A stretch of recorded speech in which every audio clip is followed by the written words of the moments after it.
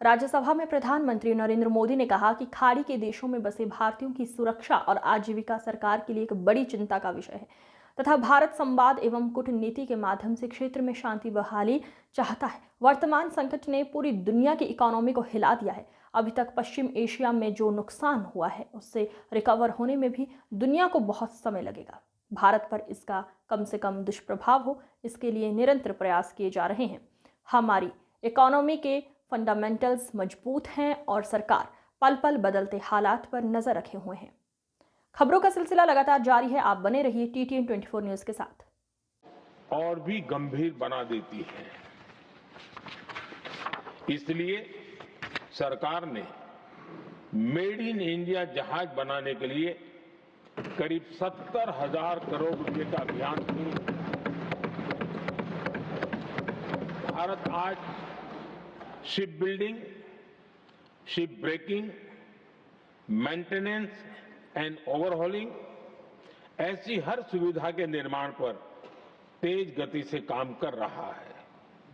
भारत अपने defence sector को भी अधिक रेजिलिएंट बना रहा है। बीते दशक में किए गए प्रयासों से भारत आज अपनी जरूरत के अधिकांश हथियार भारत में ही बना रहा है।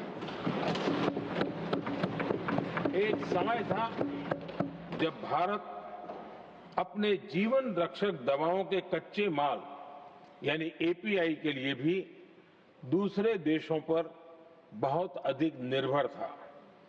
बीते वर्षों में देश ने भारत में ही API इकोसिस्टम बनाने के लिए अनेक प्रयास किए हैं। इसी प्रकार रेयर अर्थ मिनरल्स में विदेशी निर्भरता को कम करने के लिए भी बड़े कदम उठाए जा रहे हैं।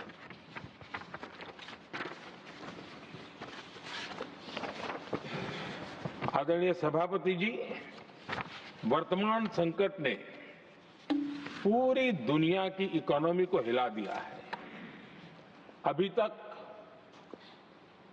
पश्चिम एशिया में जो नुकसान हुआ है उससे रिकवर होने में भी दुनिया को बहुत समय लगेगा। भारत पर इसका कम से कम दुष्प्रभाव हो, इसके लिए निरंतर प्रयास किए जा रहे हैं। हमारी इकोनॉमी के फंडामेंटल्स मजबूत हैं और सरकार पल पल बदलते हालात पर नजर रखे हुए है। सरकार इसके शॉर्ट टर्म, मीडियम टर्म और लॉन्ग टर्म ऐसे हर प्रभाव के लिए एक रणनीति के साथ काम कर रही है। भारत सरकार ने एक इंटर मिनिस्ट्रियल ग्रुप भी बनाया है। ये ग्रुप नियमित मिलता है और हमारे इंपोर्ट एक्सपोर्ट में आने वाली हर दिक्कत का आकलन करता है और ये ग्रुप आवश्यक समाधान पर भी निरंतर काम करता रहा है। जैसे कोरोना के समय में अलग अलग सेक्टर्स की चुनौतियों से निपटने के लिए एक्सपर्ट्स और ऑफिसर्स के एम्पावर्ड ग्रुप्स बने थे, वैसे ही कल ही ऐसे 7 नए एम्पावर्ड ग्रुप्स का भी गठन किया गया है। ये group supply chain, petrol diesel, fertiliser, gas, महंगाई ऐसे विषयों पर त्वरित और दूरगामी रणनीति के तहत कार्रवाई करने का काम करेंगे। मुझे पूरा भरोसा है कि साझा प्रयासों से हम परिस्थितियों का बेहतर सामना कर पाएंगे। आदरणीय सभापति जी, सरकार ये भी प्रयास कर रही है कि आने वाले बुआई के सीजन में किसानों को पर्याप्त खाद मिलती रहे। सरकार ने खाद की पर्याप्त सप्लाई के लिए आवश्यक तैयारियां की हैं। सरकार का निरंतर प्रयास है कि किसानों पर किसी भी संकट का बोझ न पड़े। मैं देश के किसानों को फिर आश्वस्त करूंगा कि सरकार हर चुनौती के समाधान के लिए उनके साथ खड़ी है।